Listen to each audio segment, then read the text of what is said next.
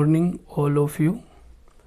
इस सेशन में अपने एल्डिहाइड कीटोन तथा कार्बोक्सिलिक अम्ल के 2012 और 13 की आरबीएससी में आई हुए क्वेश्चनों को प्रैक्टिस करेंगे। उन क्वेश्चनों के कॉन्सेप्ट समझेंगे। सभी स्टूडेंट के लिए ये क्वेश्चन इम्पोर्टेंट हैं, चाहे वो राजस्थान बोर्ड के छात्र हों चाहे वो अन्य बोर्ड के छात्र हों, सबके लिए इम्पोर्टेंट है। इन क्वेश्चनों के अभ्यास से आपको नए नए कॉन्सेप्ट का पता लगेगा, इसलिए इन क्वेश्चनों का अभ्यास अवश्य करें। तो आज का पहला क्वेश्चन आरबीएससी में आई हुई जो इक्वेशन है, इनमें सबसे पहला क्वेश्चन देखते हैं। सबसे पहला क्वेश्चन है अपना साइक्लोप्रोपेनॉन 2,4-डाइनाइट्रोफेनिल हाइड्रोजन की संरचना दीजिए। तो इसकी संरचना कैसे होगी? देखो, साइक्लोप्रोपेनॉन, तो साइक्लोप्रोपेनॉन क्या होता है? साइक्लोप्रोपेनॉन होता है इस प्रकार का यौगिक, ऐसा यौगिक होता है साइक्लोप्रोपेनॉन। अब इस साइक्लोप्रोपेनॉन का अपने को क्या बनाना है? साइक्लोप्रोपेनॉन का अपने को बनाना है 2,4-डाइनाइट्रोफेनिल हाइड्रोजन। तो इस साइक्लोप्रोपेनॉन की रिएक्शन अपने को करानी है 2,4-डाइनाइट्रोफेनिल हाइड्रोजन के साथ।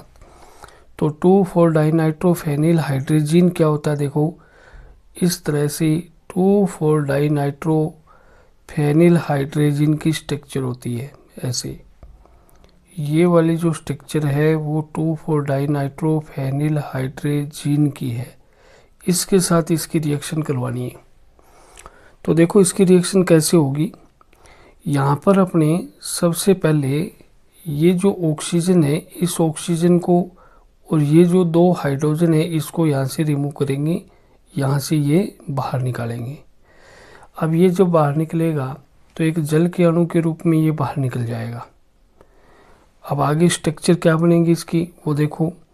तो इसकी आगे जो स्ट्रक्चर बनेगी वो इस प्रकार से बन जाएगी CH2, फिर ये CH2, ठीक है। फिर यहाँ पर ये कार्बन डबल बॉन्ड, ऑक्सीजन यहाँ से हट गया तो नाइट्रोजन आ जाएगा, और फिर नाइट्रोजन, फिर H, फिर ये बेंजीन वलय आ जाएगा, और इस बेंजीन वलय से नाइट्रो ग्रुप यहाँ पर है ऐसे लगे हुए हैं, तो ये आ जाएगा।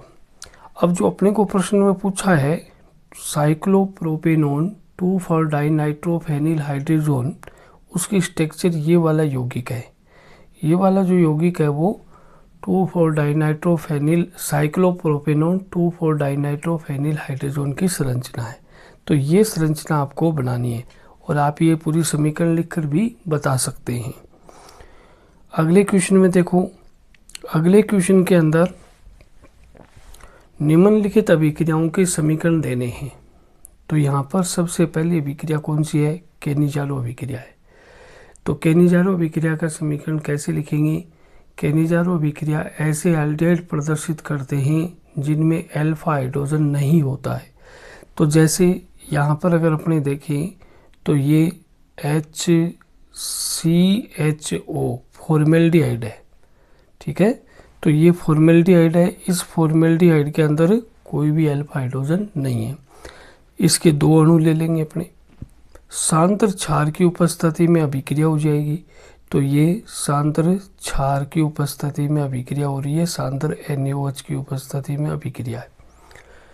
तो इस केनिजारो अभिक्रिया में क्या होता है, एल्डिहाइड के जो दो अणु हैं उनमें से एक अणु का ऑक्सीकरण होता है, एक अणु का अपचयन होता है। तो इसमें ऑक्सीकृत होने वाला जो अणु है वो कार्बोक्सिलिक अम्ल का सोडियम लवण बनाता है। तो ये कार्बोक्सिलिक अम्ल का सोडियम लवण बन गया। अपचयित होने वाला अणु है वो उतने ही कार्बन का एल्कोहल बना लेता है। तो यहाँ जो फॉर्मेल्डिहाइड है उसमें एक कार्बन है, तो एक कार्बन का यहाँ पर क्या बन जाएगा? एल्कोहल बन जाएगा। तो ये CH3OH आ जाएगा। अब इसका नाम हम लिखना चाहें तो ये सोडियम फॉर्मेट है। तो ये यहाँ पर क्या है? Sodium format. तो ये सोडियम फॉर्मेट हो जाएगा। और इसके साथ ये जो बना हुआ यौगिक है इसका नाम है मैथिल एल्कोहल। तो ये मैथिल एल्कोहल है। ये यहाँ पर अपने को दो उत्पाद इसके प्राप्त हो जाएंगे। फिर देखो दूसरा एल्डोल संघनन अभिक्रिया। एल्डोल संघनन अभिक्रिया ऐसे एल्डिहाइड या ऐसे कीटोन देते हैं जिनमें अल्फा हाइड्रोजन की उपस्थिति होती है। तो देखो अपने यहाँ पर एक अल्फा हाइड्रोजन वाला एल्डिहाइड या अल्फा हाइड्रोजन वाला कीटोन लेते हैं। तो जैसे यहाँ पर अल्फा हाइड्रोजन युक्त एक एल्डिहाइड लेते हैं, तो यहाँ देखो HCOH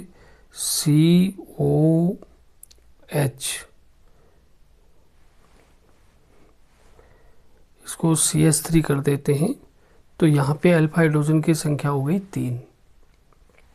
ऐसे ही इस जैसे ये कणु दूसरा और लेते हैं CH2H और यहाँ CHO। तो अब ये जो दोनों अणु हैं इनके अंदर अल्फा हाइड्रोजन की उपस्थिति है, दोनों में 3-3 अल्फा हाइड्रोजन है। जब हम इनको तनु क्षार की उपस्थिति में तनु NaOH तनु क्षार की उपस्थिति में अभिक्रिया करवाते हैं, तो क्या होता है, यहाँ से ये जो अल्फा हाइड्रोजन है, ये जो अल्फा हाइड्रोजन है ये वाला, ये अल्फा हाइड्रोजन यहाँ से इस ऑक्सीजन पर चला जाएगा, ठीक है। और ये जो कार्बन है वो इस कार्बन के साथ में बॉन्ड बनाएगा। तो यहाँ पर ये चेंज होने वाले हैं कि एक तो ये अल्फा हाइड्रोजन है ये यहाँ से इस ऑक्सीजन पर जाएगा, और दूसरा ये जो कार्बन है ये कार्बन इस CH2 वाले कार्बन से जुड़ जाएगा। तो देखो इसमें कैसे आगे अभिक्रिया होगी, कैसे आगे उत्पाद बनेगा। तो देखें CH3, फिर उसके बाद COH,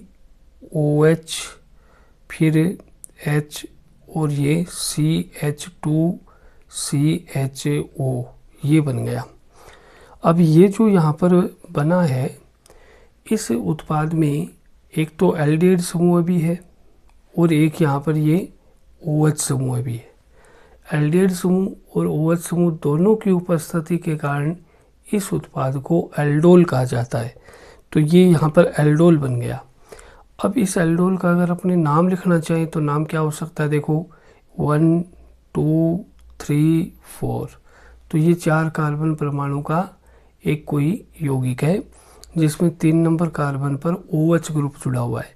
तो 3 पर OH है तो OH को क्या बोलेंगे, 3 हाइड्रोक्सी। तो ये हो गया 3 हाइड्रोक्सी। और 4 कार्बन के लिए होता है ब्यूटेनॉल। तो ये ब्यूटेनॉल, तो ये हो गया 3 हाइड्रोक्सी ब्यूटेनॉल। ये एक तरह से एल्डोल बन गया। अब इस एल्डोल के लिए अपने को क्या करना है, संघनन अभिक्रिया करवानी है। तो संघनन अभिक्रिया कैसे कराएंगे, इसका आगे संघनन करवाएंगे, इसको गर्म करेंगे। गर्म करेंगे तो ये अल्फा कार्बन है और इसका पड़ोसी कार्बन होता है बीटा। अल्फा व बीटा से जल के अणु का निष्कासन होगा। बीटा से OH निकलेगा, अल्फा से H निकलेगा और ये कि जल का अणु यहाँ से निकल जाएगा। जल का अणु निकल गया तो अब यहाँ पर बनने वाला जो उत्पाद है वो क्या होगा, देखो तो ये होगा CH3, फिर CH डबल बंद CH और CHO। इसका नाम क्या होगा, तो ये 1 2 3 4 कार्बन की श्रृंखला है। 4 कार्बन की श्रृंखला के लिए अगर नाम लिखेंगे तो नाम क्या बनेगा, देखो नाम बनेगा इसमें 4 कार्बन के लिए ब्यूट और 2 पर इन है तो 2 इन और 1 पर L है तो L इसमें साथ में आ जाएगा। तो नाम क्या बन रहा है, देखो यहाँ पर नाम बन जाएगा ऐसे ब्यूट 2 इनेल, ब्यूट 2 इनेल, ये इसका नाम IUPAC नाम हो जाएगा। तो इस प्रकार से इसे एल्डोल संघनन अभिक्रिया को समझा सकते हैं। नेक्स्ट क्वेश्चन में देखो रोजेनमुंड अपचयन अभिक्रिया लिखिए। तो रोजेनमुंड अपचयन को कैसे समझाएंगे, वो देखो रोजेनमुंड अपचयन एक ऐसी अभिक्रिया है जिसमें हम अम्ल हैलाइड से या अम्ल क्लोराइड से या अम्ल हैलाइड से हम एल्डिहाइड का निर्माण करते हैं। तो इसके अंदर जैसे ये CH3, फिर उसके बाद देखो ये C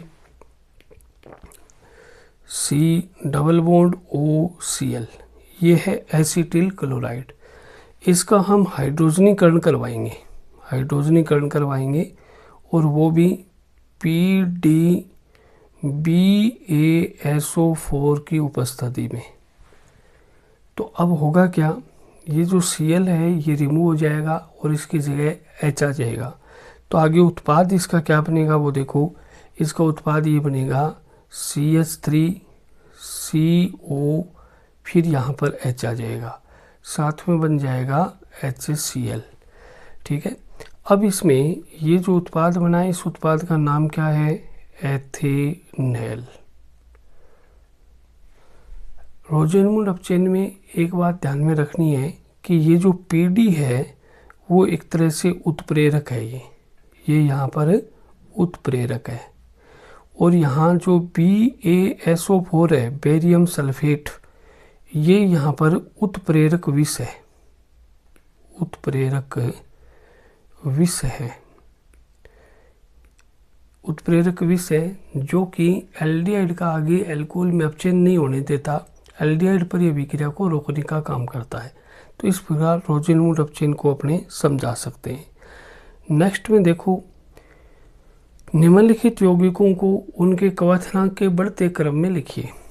कवथनांक का बढ़ता क्रम जो है वो सबसे ज़्यादा कवथनांक होता है एल्कोहल का या कार्बोक्सिलिक अम्ल। कार्बोक्सिलिक अम्ल है तो कार्बोक्सिलिक अम्ल का हो जाता है, उससे कम एल्कोहल का होता है। यानी जिन अणुओं में अंतराण्विक हाइड्रोजन बंध पाया जाएगा उनके कवथनांक ज़्यादा होंगे।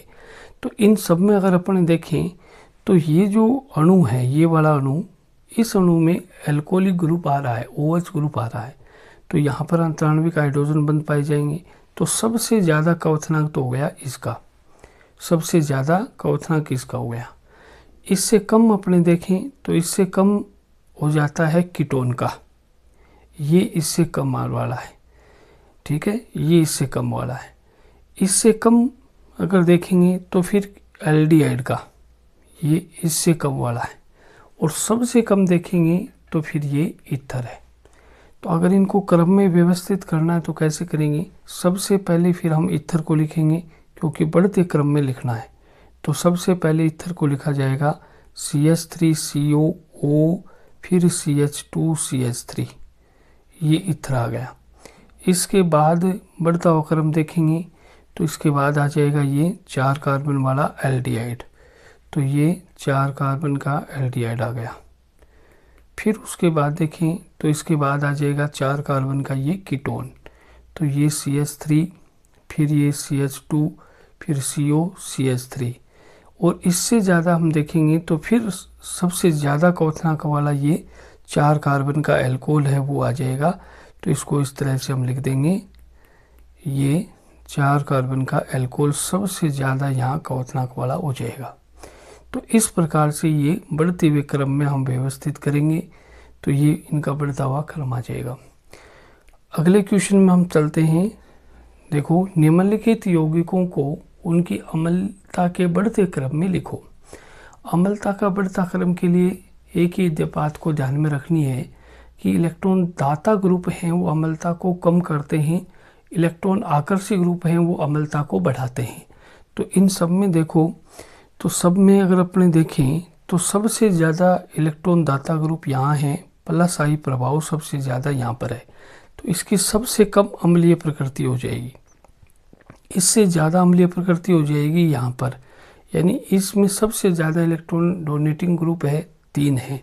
तो अपने बढ़ते क्रम में लिखना है तो सबसे पहले इसको लिखेंगे जिसका अम्लीय गुण सबसे कम है, तो ये यहाँ पर सबसे कम अम्लीय गुण वाला अपने यहाँ लिख दिया इस प्रकार से। तो ये सबसे कम अम्लीय गुण वाला यौगिक हो गया। फिर इससे ज़्यादा कौन होगा, जिसमें प्लस आई प्रभाव कम लग रहा है, इसकी तुलना में थोड़ा कम है, तो वो इससे ज़्यादा अम्लीय हो जाएगा। इससे ज़्यादा अम्लीय कौन होगा, इससे ज़्यादा अम्लीय होगा जिसमें प्लस आई इससे भी कम है, यानी एक ही CH3 वाला यहाँ आ जाएगा, CH3COOH। और इससे ज़्यादा अम्लीय कौन है, जिसमें प्लस आई प्रभाव है ही नहीं, यानी HCOOH। इस प्रकार से हम इनके अम्लीयता के क्रम को लिखेंगे। अगले क्वेश्चन में देखो, सोडियम बाइकार्बोनेट द्वारा कार्बोक्सिलिक अम्ल व फिनोल में विभेद किस प्रकार करेंगे। देखो कार्बोक्सिलिक अम्ल जो है, कार्बोक्सिलिक अम्ल, ये कार्बोक्सिलिक अम्ल सोडियम बाइकार्बोनेट यानी NaHCO3 सोडियम बाइकार्बोनेट, इसके साथ अभिक्रिया करता है और CO2 गैस देता है। तो देखो अभिक्रिया कैसे होगी, यहाँ से H को रिमूव करेंगे, एक H यहाँ से आ जाएगा और एक ऑक्सीजन यहाँ से आ जाएगा, ये दोनों H और एक ऑक्सीजन बना देंगे जल का अणु। फिर यहाँ बच जाएगी CO2 और ये Na है वो इस H की जगह आ जाएगा। तो देखो कैसे, RCOONA, एक तो ये बनेगा, एक यहाँ पर बन जाएगा जल का अणु और एक यहाँ CO2 गैस निकलेगी, ये अभिक्रिया हो जाएगी। अब ये जो अभिक्रिया है वो कार्बोक्सिलिक अम्ल प्रदर्शित करते हैं, लेकिन फिनोल की अम्लीय प्रकृति कार्बोक्सिलिक अम्ल की तुलना में दुर्बल अम्लीय होते हैं फिनोल, इसलिए फिनोल ये अभिक्रिया प्रदर्शित नहीं करते। अतः इस अभिक्रिया के द्वारा हम कार्बोक्सिलिक अम्ल व फिनोल में विभेद कर सकते हैं, यानी कार्बोक्सिलिक अम्ल सोडियम बाइकार्बोनेट के साथ में CO2 गैस देते हैं, जबकि फिनोल ये अभिक्रिया प्रदर्शित नहीं करते। इस प्रकार से हम इन दोनों में विभेद कर सकते हैं। अगले क्वेश्चन में देखो, कार्बोनिल समूह की ध्रुवीय संरचना बनाइए। तो ध्रुवीय संरचना में देखो कैसे बनाना है, ये कार्बोनिल समूह है, ऐसे हम बनाएंगे, इस प्रकार से ऐसे बना देंगे और यहाँ पर इस कार्बन पर और इस ऑक्सीजन पर एक एक असंकृत पी कक्षक भी होते हैं, ठीक है, और इस ऑक्सीजन पर दो ऐसे लोन पेयर भी होते हैं और ये पूरी की संरचना एक तल में होती है। तो तल को दिखाने के लिए इस प्रकार की बॉक्स बना देते हैं। फिर इसको थोड़ा सा और सिंपल करते हैं आगे, तो इस संरचना को ऐसे बना सकते हैं, देखो कार्बन, ऑक्सीजन और ये यहाँ ऐसे इनके बंद दिखा देंगे और यहाँ जो है वो पाई इलेक्ट्रॉन अब्बर को हम ऐसे दिखाएंगे। इस प्रकार से जो ये पाई इलेक्ट्रॉन अब्बर है उसको इस प्रकार से हम दिखाएंगे, ऐसे ऐसे करके इसके ऊपर ऐसे और इसके नीचे भी इसी तरह से हम पाई इलेक्ट्रॉन अब्बर को ऐसे दिखा देंगे। ये हो जाता है पाई इलेक्ट्रॉन अब्बर। और इसको भी ऐसे एक तल में दिखाने के लिए इसके ऊपर ऐसा बॉक्स बना देते हैं। ये ऑक्सीजन है, ऑक्सीजन पर दो लोन पेयर भी आ जाते हैं। फिर इसको थोड़ा और सिंपल करते हैं, तो ये बॉक्स तो रहेगा ही रहेगा, ये बॉक्स तो बनाना ही बनाना है अपने को। और इसमें ये जो कार्बन है यहाँ डबल बॉन्ड ऑक्सीजन, ऑक्सीजन पर दो लोन पेयर और ये इस तरह के इसके बंद हैं और यहाँ जो बंद कोण है वो लगभग 120 डिग्री का होता है। तो 120 डिग्री का आ जाएगा, ये भी 120 का आ जाएगा, ये भी 120 का आ जाएगा। तो इस प्रकार से 120 के कोण बनाते हुए इस संरचना को हम प्रदर्शित कर सकते हैं। ऐसे डायग्राम का आपको अच्छे तरीके से अभ्यास करना है। अगले क्वेश्चन में देखो, एथेनॉल से कैसे प्राप्त करेंगे, केवल समीकरण लिखनी है। तो देखो सबसे पहला है आयोडोफॉर्म। आयोडोफॉर्म कैसे होगा एथेनॉल से प्राप्त, वो देखो एथेनॉल जो है वो ये है CH3COH। इसको आयोडोफॉर्म बनाना है इससे, तो हम सोडियम हाइपोआयोडोइड इसके साथ इसकी रिएक्शन करवाते हैं, इसके साथ इसको गर्म करते हैं। तो देखो ये जो CH3 ग्रुप है, ये वाला, ये जो CH3 ग्रुप है, ये यहाँ से एलोफॉर्म या आयोडोफॉर्म का निर्माण करेगा। ये वाला CH3 ग्रुप है वो एलोफॉर्म या आयोडोफॉर्म का निर्माण करेगा इसमें। तो कैसे बनेगा, देखो CHI3 एलोफॉर्म बन गया, यानी आयोडोफॉर्म बन गया। और साथ में इसमें क्या बन गया, वो देखो साथ में यहाँ पर जो बचा हुआ पार्ट है ये वाला, ये कार्बोक्सिलिक अम्ल का लवण बना देगा, सोडियम लवण बना देगा। तो ये जो यौगिक बना है इसको हम बोलते हैं यहाँ पर आयोडोफॉर्म। तो ये आयोडोफॉर्म का निर्माण अपना हो गया, ठीक है। तो ये आयोडोफॉर्म यहाँ पर अपना बन गया। तो ऐसे आयोडोफॉर्म का निर्माण हम कर लेंगे। दूसरा देखो ब्यूट टू इनेल, तो ब्यूट टू इनेल कैसे बनेगा, ये तो इसका फर्स्ट पार्ट। सेकंड पार्ट में देखो ब्यूट टू इनेल पूछा है अपने को, तो इस एथेनॉल से ब्यूट टू इनेल कैसे बनेगा, इसकी हम एल्डोल संघनन अभिक्रिया करवाएंगे। तो देखो इसकी एल्डोल संघनन अभिक्रिया करवाते हैं तो इसको तनु क्षार, तनु NaOH की उपस्थिति में अभिक्रिया करवाएंगे। तो पहले तो इसका एल्डोल बनेगा, तो ये इसका अपने एल्डोल बना दिया ऐसे, ये एक एल्डोल बना दिया ऐसे, ऐसे ये एल्डोल बना दिया। और फिर इसका हम करवाएंगे संघनन, संघनन करवाएंगे तो इसमें से जल का अणु निकलेगा। अब जल का अणु कहाँ से निकलेगा वो अपने को देखना है। इसका जो जल का अणु निकलता है वो ये जल का अणु निकलता है, देखो ये वाला, ये जो जल का अणु है वो यहाँ से निकल जाएगा।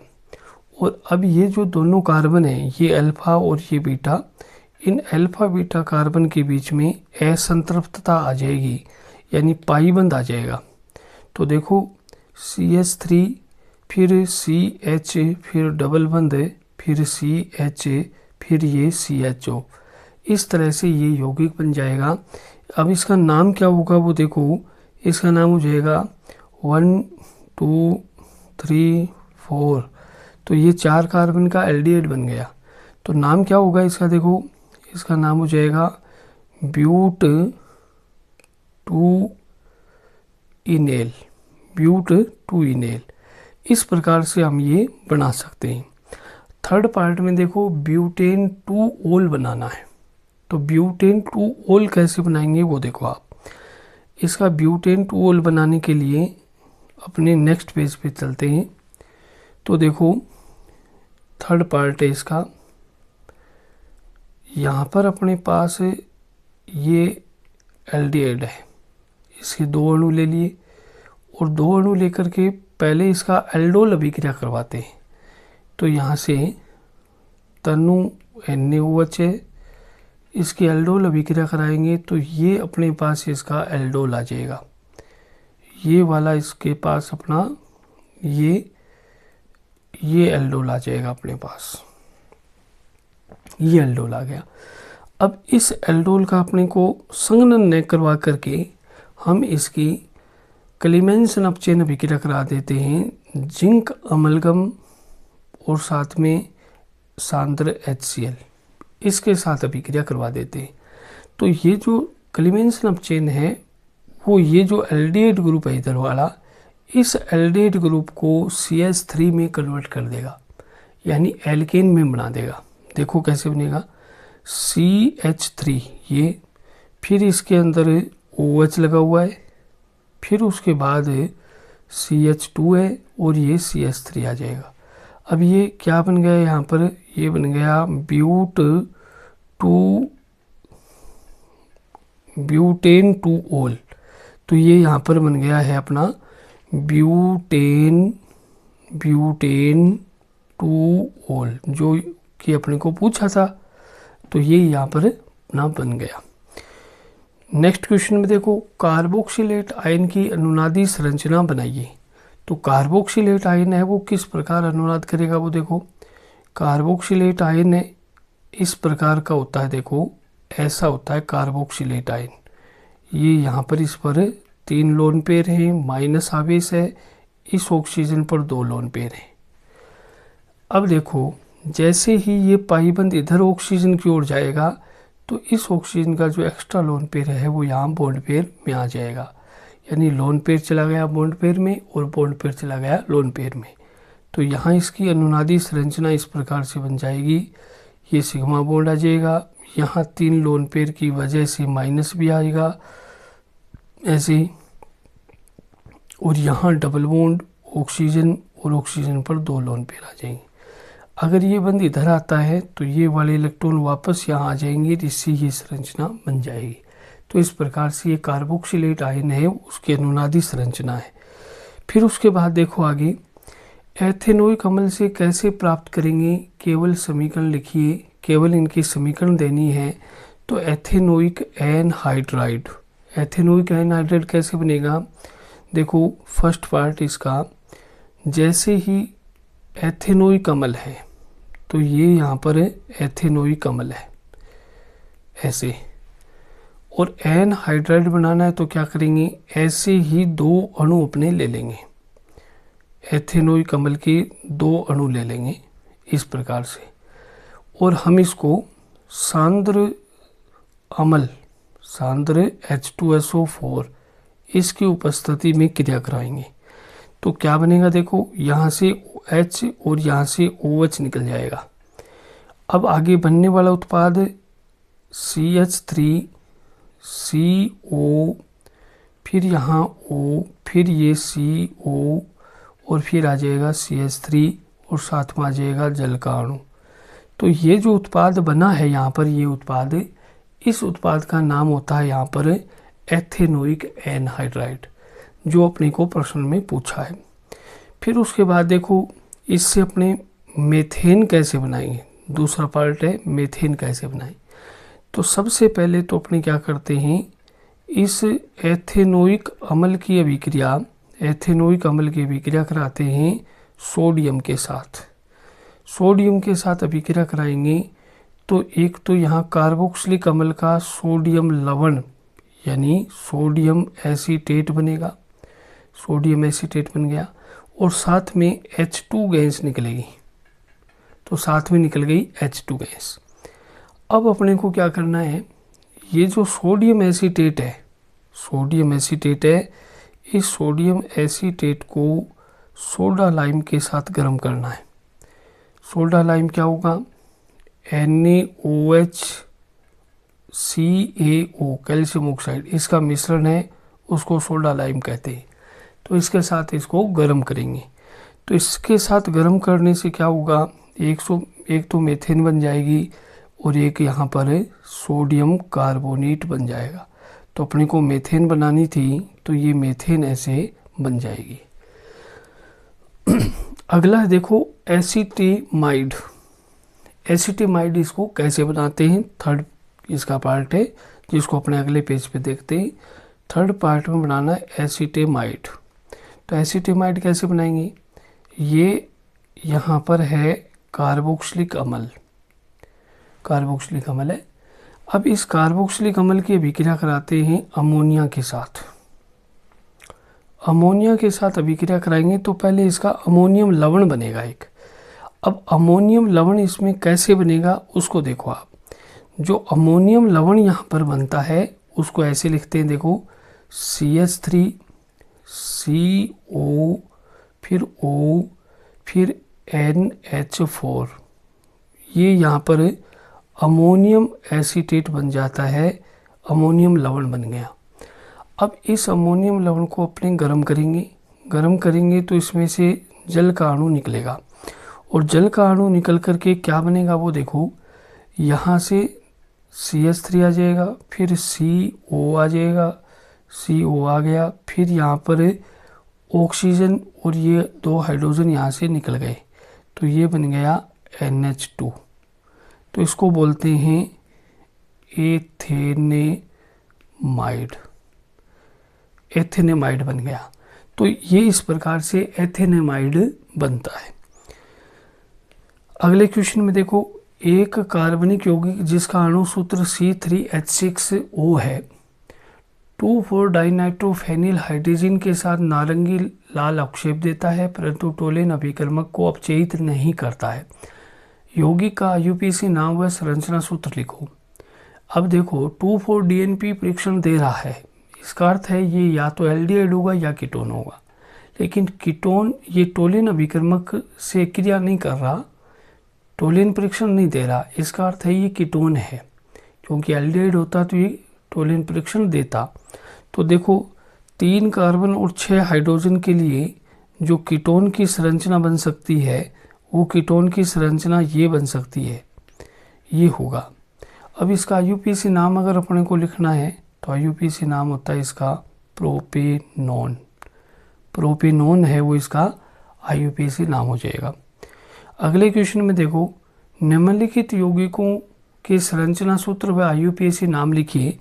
तो एक तो इसमें पूछा है मेलोनिक अम्ल।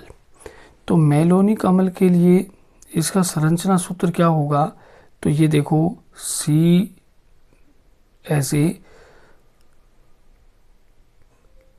इस प्रकार से 3 कार्बन का ये डाई कार्बोक्सिलिक अम्ल होता है, तो इसको बोलते हैं मेलोनिक अम्ल। अब इसका IUPAC नाम क्या होगा? IUPAC नाम में देखो टोटल कार्बन है अपने पास 3 कार्बन के लिए क्या होता है? प्रोपेन। तो 3 कार्बन को हम कहते हैं प्रोपेन। साथ में क्या लग जाएगा? डाईओइक अम्ल। तो ये नाम बन गया प्रोपेन डाईओइक अम्ल।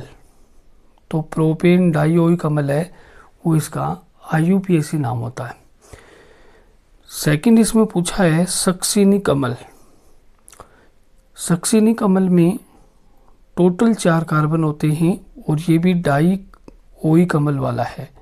तो इसकी संरचना सूत्र है वो इस प्रकार से हम लिखते हैं, ऐसे इसका संरचना सूत्र लिखेंगे। अब इसका IUPAC नाम क्या होगा वो देखिए आप। IUPAC नाम हम लिखेंगे तो टोटल कार्बन हो गए 4 कार्बन के लिए हम क्या कहते हैं? ब्यूटेन। और फिर डाईओइक अम्ल, तो नाम क्या बन गया? ब्यूटेन डाईओइक अम्ल। ये इसका IUPAC नाम है। अगले क्वेश्चन में देखो, कार्बोक्सिलेट आयन किस प्रकार अनुनाद द्वारा स्थायित्व प्राप्त करता है? संरचनाओं द्वारा स्पष्ट कीजिए। कार्बोक्सिलेट आयन के अंदर अपने को अनुनाद बताना है, तो कार्बोक्सिलेट आयन में अनुनाद कैसे होगा? कार्बोक्सिलेट आयन ये वाला है, ये कार्बोक्सिलेट आयन है, ये वाला कार्बोक्सिलेट आयन है। तो इस कार्बोक्सिलेट आयन में देखो अनुनाद कैसे होगा? ये एक्स्ट्रा लोन पेयर है वो इधर आएगा, तो यहाँ का लोन पेयर यानी बॉन्ड पेयर है वो लोन पेयर में चला जाएगा। तो इसकी अगली जो संरचना है वो इस प्रकार से बन जाएगी, ऐसे सिंगल बंद, और यहाँ पर 3 लोन पेयर आ जाने से माइनस आ जाएगा, और यहाँ डबल बंद, ऑक्सीजन ऑक्सीजन पर 2 लोन पेयर आ जाएंगे। अगर ये लोन पेयर इधर आता है तो ये एक्स्ट्रा वाला लोन पेयर इधर बंद बना लेगा, और इससे ये वाली संरचना, पहले वाली संरचना फिर से बन जाएगी। अगले प्रश्न में देखो, कार्बोक्सिलिक अम्ल फिनोल की अपेक्षा अधिक अम्लीय होता है, समझाइए। तो कार्बोक्सिलिक अम्ल है वो फिनोल की अपेक्षा अधिक अम्लीय क्यों होता है? इसमें देखें, एक तो कार्बोक्सिलिक अम्ल है, तो सबसे पहले तो देखो कार्बोक्सिलिक अम्ल इस प्रकार से अपने लिख रहे हैं, इसका अगर आयनन होता है तो ये आयनन के द्वारा कार्बोक्सिलेट आयन बनाता है। तो ये मान लो यहाँ पर बन गया कार्बोक्सिलेट आयन और साथ में निकल गया H+। अब ये जो कार्बोक्सिलेट आयन है वो अनुनाद के द्वारा स्थायित्व प्रदर्शित करेगा, तो यहाँ पर इसमें अनुनाद हो जाएगा। तो ये अनुनाद कैसे होगा कार्बोक्सिलेट आयन में? देखो कार्बोक्सिलेट आयन में ऐसे अनुनादी संरचना हम बना देंगे, ये इसकी अनुनादी संरचना बना देंगे। ये इलेक्ट्रॉन अगर यहाँ आते हैं तो ये वाले इलेक्ट्रॉन ऑक्सीजन पर चले जाएंगे, और इसकी अगली अनुनादी संरचना ऐसे बन जाएगी, ऐसे बन जाएगी। ये R, ये यहाँ ऑक्सीजन, ऑक्सीजन पर ऐसे 3 लोन पेयर माइनस, और ये डबल बॉन्ड ऑक्सीजन और इस पे 2 लोन पेयर। तो ऐसे इसकी अनुनादी संरचना बन गई। अब अगली बार हम देखें, अगली बात इसमें देखें तो फिनोल का भी आयनन होता है, और फिनोल के आयनन से क्या बनता है वो अपने यहाँ देखते हैं। तो फिनोल का अगर हम आयनन करवाते हैं तो ये लीजिए फिनोल, ऐसे ये फिनोल है, इसका अगर आयनन कराएंगे तो एक तो फिनोक्साइड आयन बनेगा, ये बन गया फिनोक्साइड आयन, और साथ में H+ बनता है। अब जो फिनोक्साइड आयन है उसके अंदर अगर अपने देखें तो उसमें भी अनुनाद होगा। तो फिनोक्साइड आयन में अनुनाद अपने कैसे दर्शाएंगे वो देखो, फिनोक्साइड आयन में अनुनाद को इस प्रकार से दर्शाएंगे कि ये यहाँ पर एक फिनोक्साइड आयन है, ऐसे इस ऑक्सीजन पर 3 लोन पेयर और माइनस है। अब जैसे ही अनुनाद होगा तो ये एक्स्ट्रा इलेक्ट्रॉन हैं वो यहाँ आएंगे, तो ये बंद है वो आगे चला जाएगा। तो यहाँ अनुनादी संरचना कैसे बनेगी वो देखो, यहाँ पर जो अगली संरचना बनेगी वो ऐसे बन जाएगी कि ये तो बेंजीन वलय हो गया, यहाँ इस पे लोन पेयर ऑफ इलेक्ट्रॉन आ गई, ये डबल बॉन्ड ऑक्सीजन ऑक्सीजन पर 2 लोन पेयर आ गए। बाकी जो बंध हैं वो ऐसे हैं। अगली इसकी संरचना कैसे बनेगी, ये यहाँ पर आ जाएंगे और ये बंध है वो इस पर आ जाएंगे।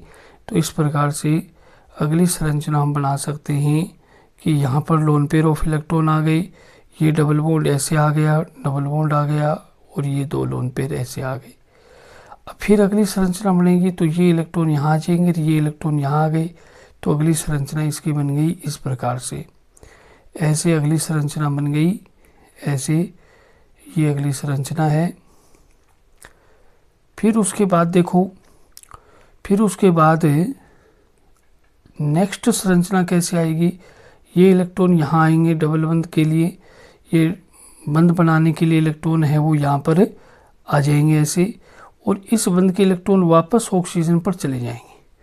तो अगली संरचना इसकी कैसे बनेगी, इस प्रकार से बन जाएगी कि ऑक्सीजन में यहाँ ये बेंजीन वाले में ऐसे इलेक्ट्रॉन आ गए और यहाँ पर वापस से सिंगल बंध और ऑक्सीजन पर 3 लोन पेयर की वजह से माइनस आ गया। तो ये यहाँ पर इसके अनुनादी संरचना है। अब अपने को जो तुलना करनी है वो इस कार्बोक्सिलेट आयन के अनुनाद पर और इस फिनोक्साइड आयन के अनुनाद पे हमें तुलना करनी है। फिनोक्साइड आयन की अनुनादी संरचनाओं की तुलना में कार्बोक्सिलेट आयन की अनुनादी संरचनाओं का स्थायित्व अधिक होता है, क्योंकि इसमें 2 ही अनुनादी संरचनाएं हैं, लेकिन दोनों में ही ऋण आवेश है वो अधिक विद्युत ऋणी ऑक्सीजन परमाणु पर आ रहा है, जो इसको स्थायित्व प्रदान कर रहा है। जबकि ये जो फिनोक्साइड आयन की 5 अनुनादी संरचनाएं हैं, लेकिन इसमें ऋण आवेश अधिक विद्युत ऋणी ऑक्सीजन परमाणु तथा कम विद्युत ऋणी कार्बन परमाणु पर कम प्रभावशाली ढंग से भी स्थानीकृत होता है, अतः इसका स्थायित्व कम रह जाता है। अब अगर कार्बोक्सिलिक अम्ल और कार्बोक्सिलेट आयन और फिनोक्साइड आयन में स्थायित्व की तुलना करें तो कार्बोक्सिलेट आयन का स्थायित्व फिनोक्साइड आयन से अधिक है।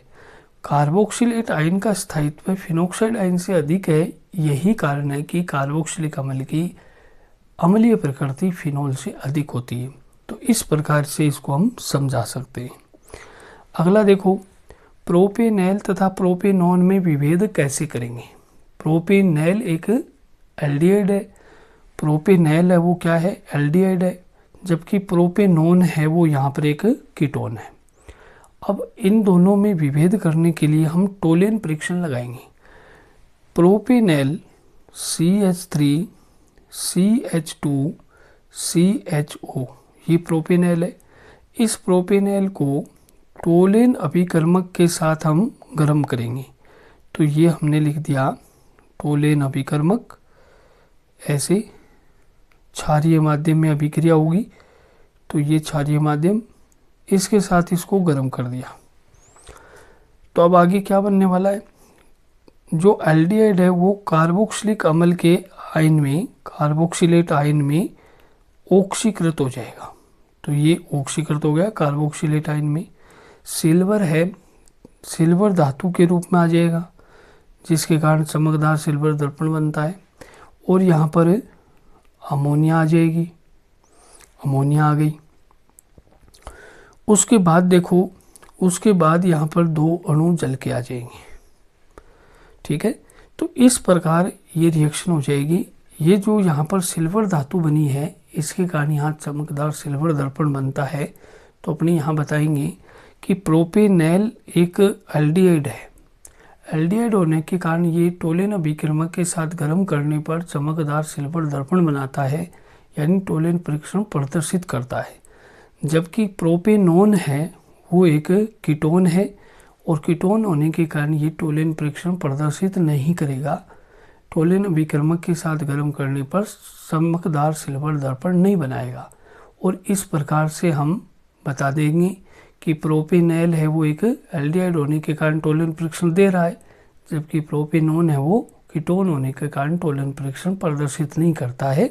और ये जो समीकरण है उसको हम इस तरह से यहाँ लिख देंगे।